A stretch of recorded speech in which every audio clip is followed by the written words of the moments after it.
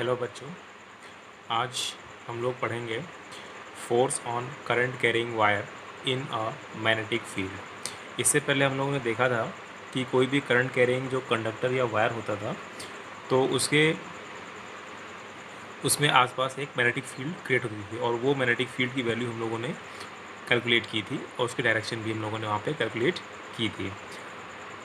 आज हम लोग देखेंगे कि अगर वही एक कोई करंट कैरिंग कंडक्टर या वायर किसी मैग्नेटिक फील्ड में एक्सटर्नल मैग्नेटिक फील्ड में ला के रखते हैं तो हम लोग देखते हैं कि उस वायर पे एक फ़ोर्स लगता है।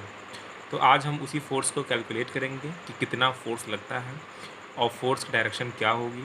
तो इन सब चीज़ें आज हम स्टडी करेंगे, साथ ही हम इसका एक एप्लीकेशन भी यहाँ पे देखेंगे। ठीक है, तो स्टार्ट करते हैं। तो यहाँ पे हमने एक मैग्नेटिक फील्ड लाइन ड्रॉ की हुई है यहाँ पे पैरेलल, और ये आपका मैग्नेटिक फील्ड लाइंस हो गई इस डायरेक्शन में। इसमें हमने एक कंडक्टर, एक वायर कह सकते हैं, रखा हुआ है इस मैग्नेटिक फील्ड में, और वो जो वायर है वो आपका मैग्नेटिक फील्ड के साथ में आप देख रहे हैं यहाँ पे थीटा एंगल फॉर्म कर रहा है। ठीक है, तो यहाँ पे और इसमें करंट हमारी आई फ्लो कर रही है। अब जैसा कि हम और इस कंडक्टर की जो लेंथ है हमने वो एल मान ली है। जैसा कि हमको पता है कि जो करंट का डायरेक्शन होता है ये डायरेक्शन आपका पॉजिटिव चार्ज का होता है या कह सकते हैं प्रोटॉन का होता है, और करंट के जस्ट अपोजिट जो डायरेक्शन होती है वो इलेक्ट्रॉन की होती है। ठीक है, सो डायरेक्शन ऑफ करंट हम लोग यहाँ पे लेंगे। डायरेक्शन ऑफ करंट में हमारे पास प्रोटॉन आएगा, मतलब कि प्लस ई चार्ज कह सकते हो या ई प्लस चार्ज कह सकते हो। ठीक है, तो हमने पढ़ा है कि जैसे फोर्स लगने का जो डायरेक्शन देखा था हमने वो पाम रूल से, कि थंब के डायरेक्शन में करंट रखना था और मैग्नेटिक फील्ड के डायरेक्शन में हम लोगों को अब ये फिंगर्स रखनी थी। तो नीचे की तरफ हिट किया हमने यहाँ पे, तो मैग्नेटिक फील्ड कहीं इसके इनवर्ड जा रही है, सॉरी फोर्स जो है वो इनवर्ड जाएगा यहाँ पे। ठीक है, तो जो हमने फॉर्मूला पढ़ा है, force on a charge particle, force on a charge particle in a magnetic field. जब कोई चार्ज पार्टिकल किसी मैग्नेटिक फील्ड में किसी पर्टिकुलर एंगल में मूव करता है तो उस पर जो फोर्स, जो मैग्नेटिक फोर्स लगता है उसकी वैल्यू हम लोगों ने देखी हुई है। तो यहाँ पे जो कंडक्टर, यहाँ पे हम यही मान सकते हैं कि यहाँ पे नंबर ऑफ़ चार्जेस मूव कर रहे हैं। ठीक है, इस कंडक्टर में free electrons number of charges move कर रहे हैं यहाँ पे, तो हम उसमें से कोई किसी एक इलेक्ट्रॉन पे फोर्स निकाला या देखा यहाँ पे, तो फोर्स ऑन वन इलेक्ट्रॉन या कह सकते हैं पॉजिट्रॉन है यहाँ पे जो प्रोटॉन पे, क्योंकि हम डायरेक्शन ऑफ करंट में ले रहे हैं, और इलेक्ट्रॉन भी ले सकते हो, बस इलेक्ट्रॉन में क्या हो जाएगा कि इलेक्ट्रॉन आपका इधर मूव करेगा। तो बात तो वही पड़ेगी कि आपको डायरेक्शन ऑफ करंट में इलेक्ट्रॉन का मोशन भले इधर हो रहा है, बट आपको जो डायरेक्शन लोगे वो आप उधर ही लोगे, क्योंकि करंट की डायरेक्शन जस्ट इलेक्ट्रॉन की उल्टा होती है।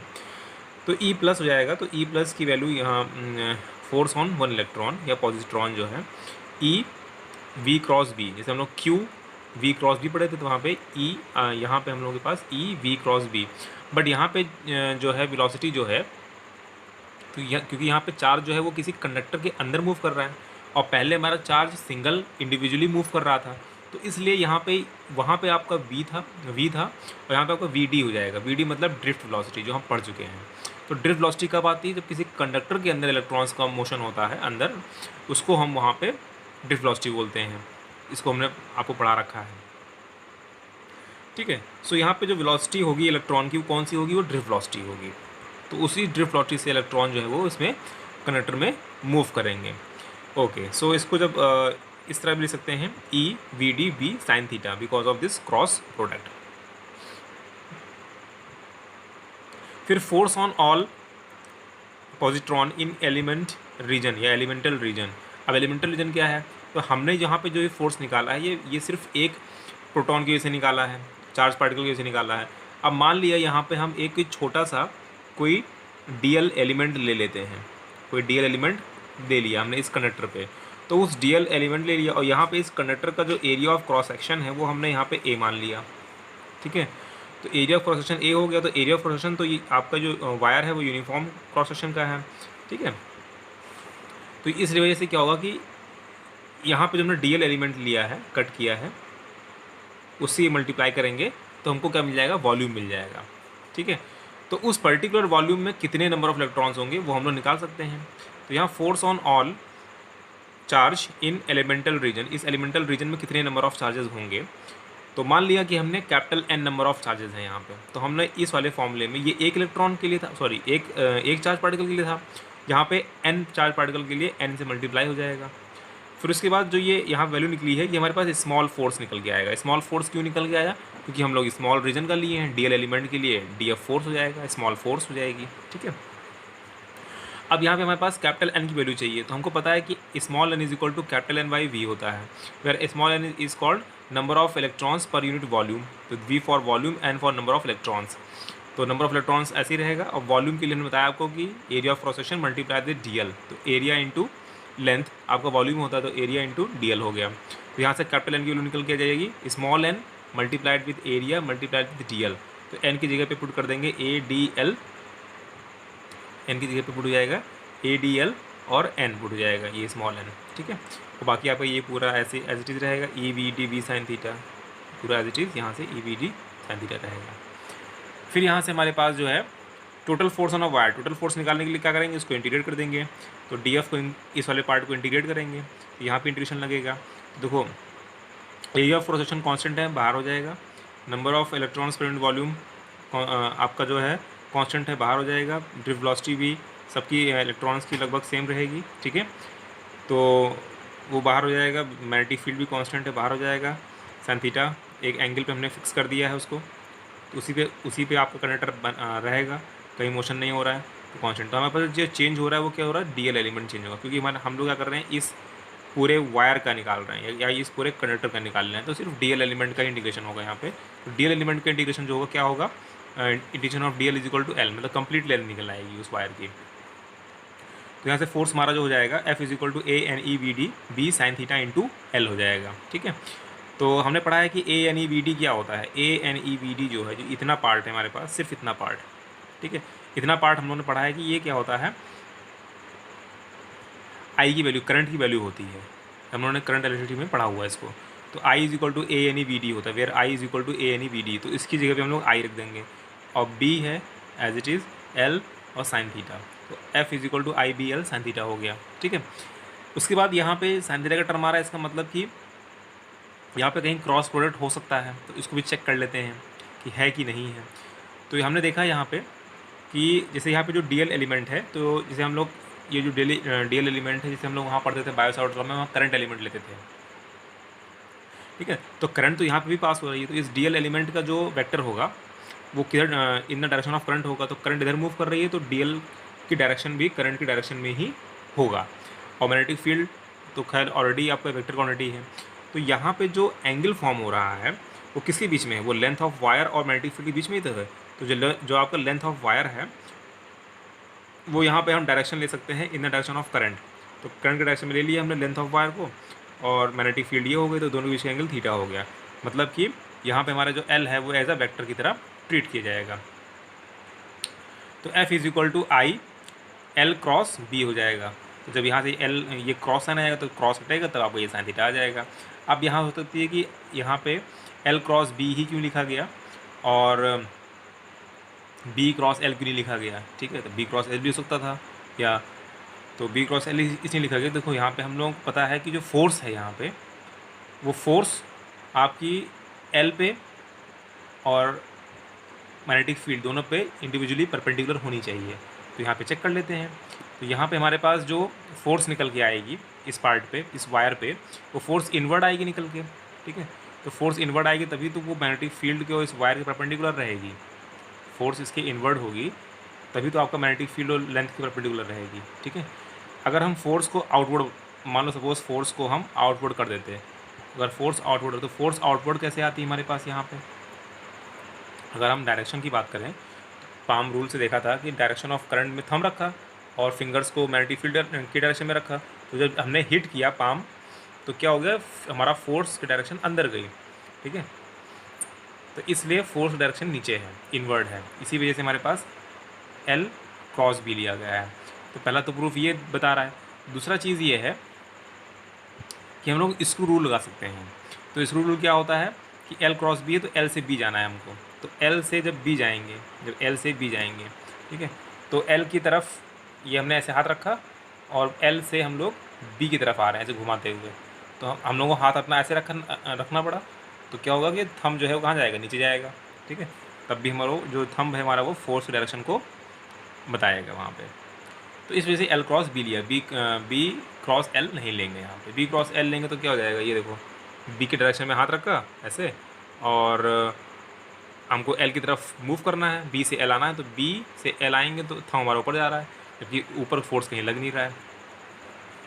Okay, so this was your formula, F is equal to I times of L cross B, और you can write F is equal to I B L sine theta, where theta is the angle between the length of the wire and the magnetic field. तो vector form में इसको हम ऐसे लिखेंगे। फिर next है हमारे पास इसी पे बेस्ड, हमने निकाल दिया कि कोई भी करंट कैरिंग कंडक्टर जो है अगर हम किसी मैग्नेटिक फील्ड में रखते हैं तो वो एक फोर्स एक्सपीरियंस करता है। तो उसी पे एक एप्लीकेशन यहाँ पे करके देखते हैं कि अगर हम दो वायर लिए हैं यहाँ पे, force between two parallel current carrying infinite wires या कंडक्टर, तो हम यहाँ फोर्स कैलकुलेट करेंगे कि दो वायर्स लिए हैं, दोनों को हमने एक पर्टिकुलर डिस्टेंस डी से सेपरेट किया हुआ है, दोनों वायर्स की लेंथ हमने इन्फिनाइट मान ली है, दोनों में हमने जो है करंट फ्लो करा रखी है। तो इसमें हमने I1 करंट फ्लो कराई है, इसमें हमने I2 करंट फ्लो कराई है, ठीक है। सो हमें यहाँ पे फोर्स कैलकुलेट करना है एक वायर का दूसरे वायर से।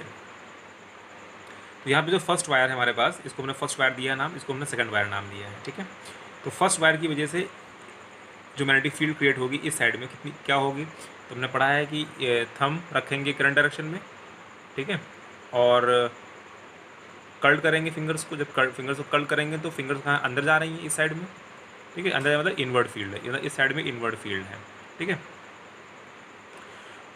तो ये फील्ड मतलब ये जो आपको वायर रखा है I2 जो करंट जिसे मूव कर रही है वो हमारी इनवर्ड फील्ड में रखा हुआ है, ठीक है। तो the second wire I2 placed in a magnetic field of first wire, तो फर्स्ट वायर की जो मैग्नेटिक फील्ड है उसकी मैग्नेटिक फील्ड में ये रखा हुआ है सेकेंड वायर, ऐसा मान रहे हैं यहाँ पे हम लोग, ठीक है। वैसे तो ये भी खुद भी रखा हुआ है, खुद भी का, बट हम सेकेंड वायर को नोटिस करें तो दूसरे की फील्ड वजह से उस पर ले रहे हैं, ठीक है। तो F21 इसको यहाँ पर लिखा है F21 is equal to I2BL sine theta, तो फॉर्मूला हमने पढ़ा है F is equal to IBL sine theta अभी जस्ट पीछे, ठीक है। तो F21 का मतलब होता है force on second wire because of the first current in the first wire, ठीक है। तो ये because of the magnetic field produced by the first wire कह सकते हैं। तो F21 is equal to I2, ठीक है।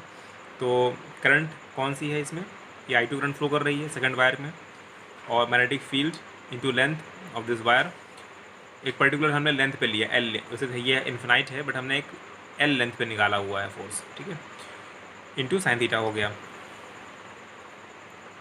F21 is equal to I2, अब ये B की जो वैल्यू है वो कितनी होगी यहाँ पे जो इस वायर की वजह से आई है, तो इस वायर की वजह से मैग्नेटिक फील्ड कितनी है हम लोग उससे निकाल सकते हैं जो बायो सावर्ट्स लॉ से, तो mu naught upon 4π2I1 upon D हो जाएगी, ठीक है। तो इस बी की वैल्यू को यहाँ पुट कर देंगे, यहाँ B1 कर सकते हैं, B1 मैग्नेटिक फील्ड, ठीक है। तो मैग्नेटिक फील्ड किसकी है, इसकी है, तो जब मैग्नेटिक फील्ड इसकी है इस वायर की, तो मैग्नेटिक फील्ड इसी वायर की वजह से निकाली जाएगी, तो mu naught upon 4π2I1 D हो जाएगी, ठीक है। और जो वायर रखा है जिस पे फोर्स निकाल रहे हैं उस वायर में करंट कितनी फ्लो कर रही है, I2 फ्लो कर रही है, तो वो I2 हो गई यहाँ पे। L लेंथ पे निकाल रहे थे तो वो L लेंथ इसी वायर की हो गई है, ठीक है। तो यहाँ पे उसके बाद क्या हो जाएगा, ये F21 अपॉन L, मतलब इस L को F21 के नीचे भेज देंगे, is equal to mu naught upon 4π2I1I2 upon D हो जाएगा।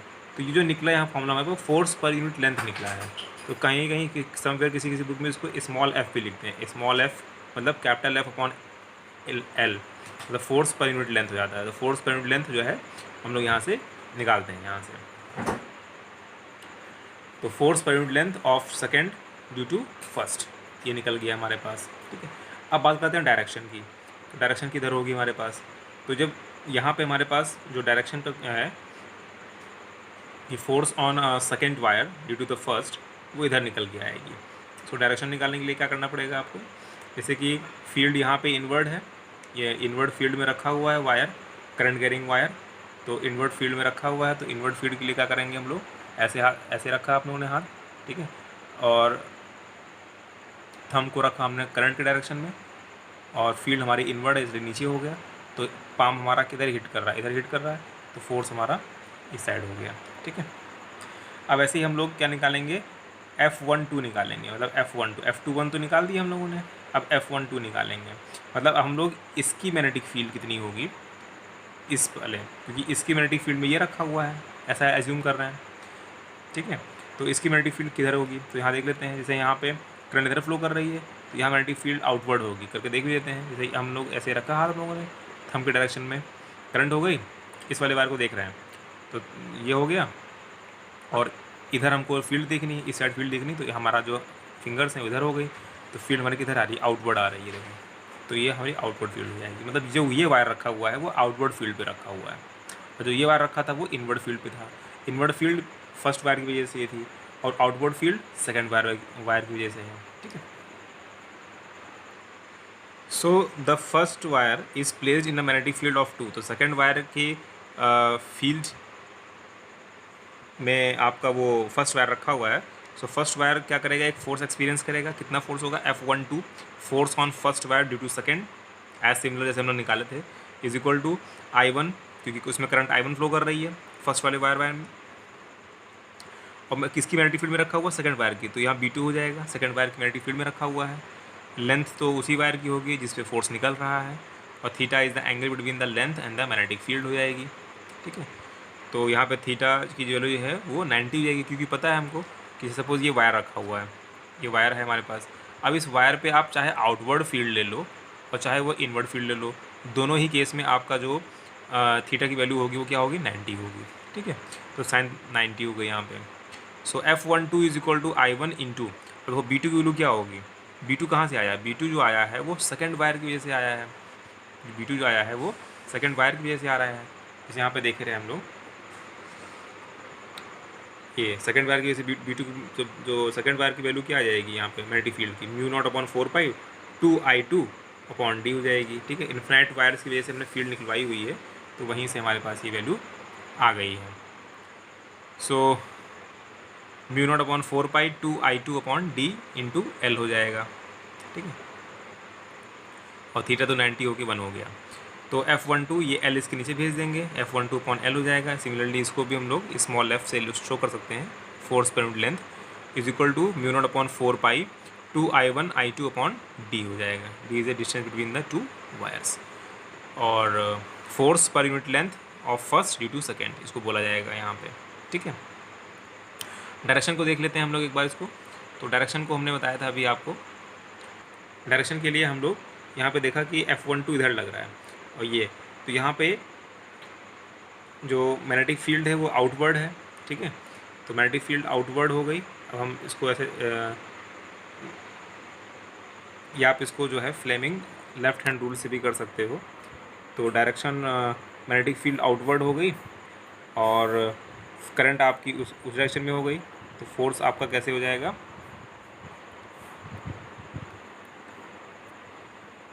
ये आपका फील्ड आउटवर्ड है और ये कुछ इस तरह से हो जाएगा आपका। ठीक है, तो फोर्स इधर लगेगा, फील्ड आउटवर्ड, ये फील्ड के लिए हो गया, ये करंट के लिए हो गया, ये फोर्स के लिए हो गया, तो फोर्स इधर लग रहा है आपका। ठीक है,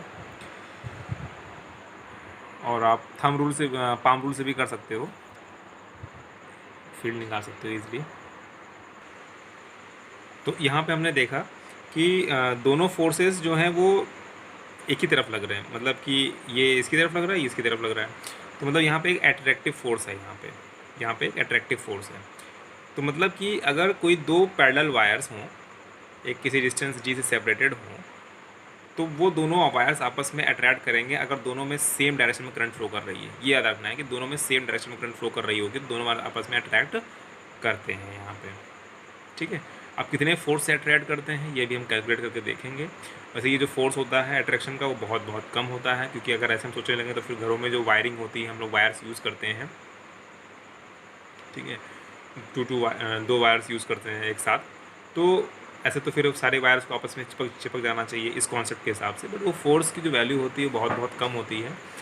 सेकेंड थिंग ये है कि उसके ऊपर हम इतना इंसुलेशन कर देते हैं कि वो इतना ज़्यादा इफेक्टिव नहीं हो पाता है। ओके, सो सो यहाँ पे हम लोग जो है if current is opposite in two conductors, तो अगर यहाँ पे दोनों कंडक्टर्स में अगर करंट को अपोजिट मूव कराएं, तो एक में करंट को अपवर्ड ले लिया, एक करंट को डाउनवर्ड ले लिया यहाँ पे, तो सेम कंडीशन वैसे ही सब कुछ पूरी कैलकुलेशन वैसे ही होगी। तो हमने दोबारा कैलकुलेट नहीं किया है, और क्योंकि उसका जो वैल्यू निकल के आएगी, जो मैग्नीट्यूड निकल के आएगा फोर्स का, वो सेम रहेगा। तो F12 हो upon L is equal to F21 upon L हो, mu naught upon 4 pi 2I1I2 ये फॉर्मूला आपका फिक्स फॉर्मूला है।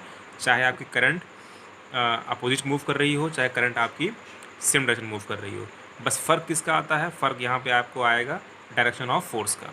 ठीक है, तो डायरेक्शन ऑफ फोर्स निकालना आपको यहाँ पे पता होना चाहिए, आना चाहिए यहाँ पे। और वैसे तो आपको याद रखना चाहिए कि अगर अपोजिट हैं तो रेपल करेंगे, और सेम डायरेक्शन में हैं तो आपके वो अट्रैक्ट करेंगे। तो यहाँ पे देखो इस I1 की वजह से यहाँ पे फील्ड आएगी।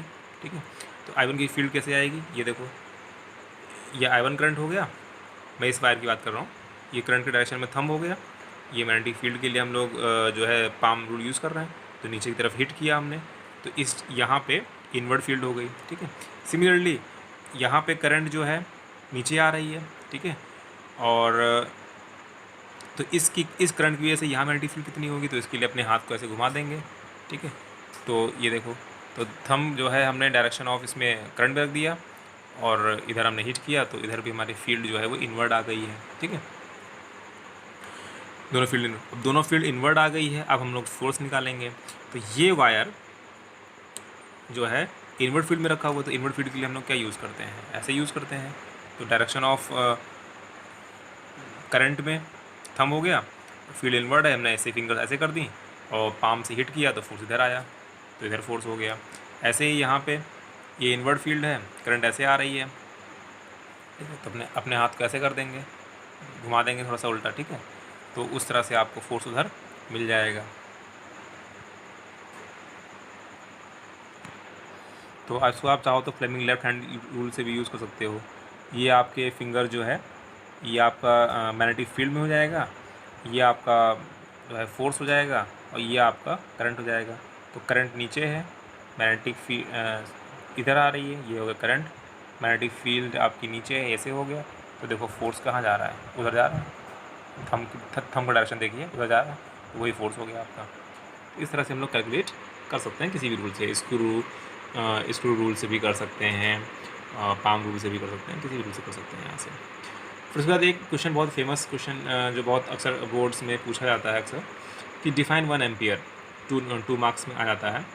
तो यहाँ पे जो है फॉर्मूला कि if I1 is equal to I2 is equal to 1 ampere ले लेते हैं। अगर यहाँ पे जो करंट की जो वैल्यूज़ हैं I1 I2, उनकी वैल्यू को अगर हम 1 एम्पियर लेते हैं, और दोनों वायर के बीच की डिस्टेंस को 1 मीटर लेते हैं, मतलब दोनों वायर्स को हम लोग जो डिस्टेंस हो वो दोनों के बीच की वो 1 मीटर हो, और दोनों वायर्स में जो करंट फ्लो कर रही है वो 1 एम्पियर, मतलब इसमें भी 1 एम्पियर हो और इसमें भी 1 एम्पियर हो, देन तब क्या होगा, तो ये फॉर्मूला चेंज कैसे होगा देखते हैं। तो F अपॉन एल, ठीक है, तो F अपॉन एल जो हो जाएगा इज इक्वल टू वो mu naught upon 4 pi into 2 upon I हो जाएगा। तो देखो म्यू नॉट अपॉन 4 पाई 2, और I1 की वैल्यू भी 1 है और I2 की वैल्यू भी 1 है, तो 1 1 जा 1 हो गया, 2 1 जा 2, और D की वैल्यू क्या है 1 है, तो नीचे D की वैल्यू 1 हो गई। तो यहाँ तो म्यू नॉट अपॉन 4 पाई की वैल्यू होती है 10 की पावर 7 होती है। ठीक है, तो ये बात आपको मैंने स्टार्टिंग से बता दी थी। वैसे म्यू नॉट अपॉन 4 पाई की जो वैल्यू होती है वो 10 की पावर 7 होती है। जैसे हम लोग 1 अपॉन 4 पाई एप्सिलॉन नॉट की वैल्यू 9 इंटू 10 की पावर 9 होती है। ठीक है, वैसे ही तो और इंटू 2 हो गया ये वाला।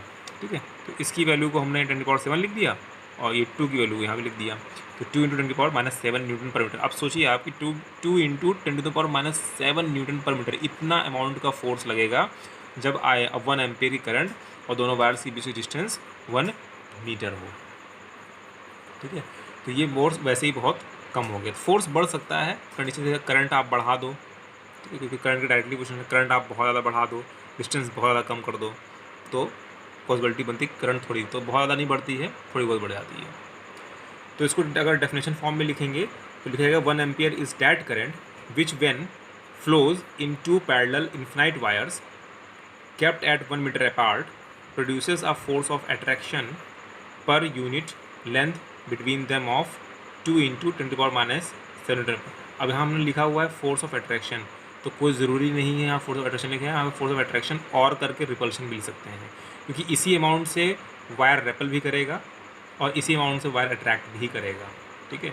तो वो depending upon the situation, current आपकी कैसे मूव कर रही है, so you can change force of attraction or a repulsion here, ठीक है। so 1 metre is a dead current, 1 metre वो करंट होती है विच व्हेन फ्लोज इन दो parallel wires, infinite parallel wires में करंट फ्लो करे, जो कि वायर्स आपके 1 मीटर अपार्ट दूरी पे रखे हुए हों, produces a force of attraction. तो वो एक फोर्स ऑफ अट्रैक्शन या रिपल्शन प्रोड्यूस करता है पर यूनिट लेंथ पे। हाँ, जो यहाँ फोर्स कैलकुलेट करते हैं हम लोग वो पर यूनिट लेंथ पे कैलकुलेट करते हैं, ठीक है। पूरे कंप्लीट वायर की वजह से कैलकुलेट नहीं करते हैं यहाँ पे हम लोग, ये ठीक है।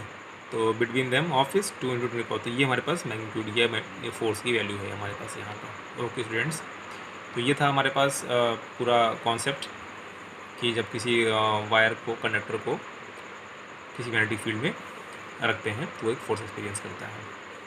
Thank you students.